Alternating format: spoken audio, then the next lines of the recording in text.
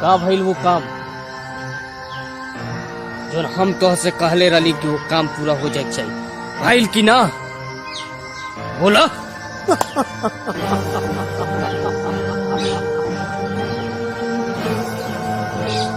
अरे रामो के ते लइका हुई ना, अरे ते हमरा से काम के बारे में कहले रे। हाँ अरे सोचे के चाहे तो दिमाग से इसी बात करता है। तोरे जैसे लड़कन के नाम हम डब्बा में पैक कर देंगे। जब अभी तू जानत नहीं खा हम जेकर लइका हई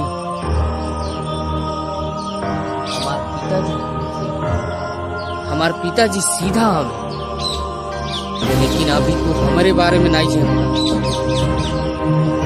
अरे चुप, बहुत बड़ा है ज्यादा बोलेंगे ना, अक्ल रख अक्ल।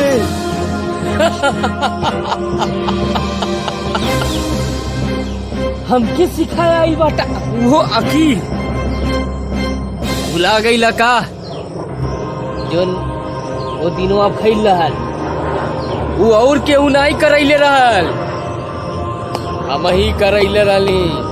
हम ही के ना बहुत बड़ा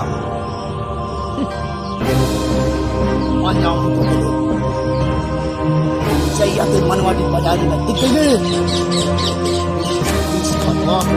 इन कौवा के नाम से याद है तो ठीक बा, आज से तू अपना किस्मत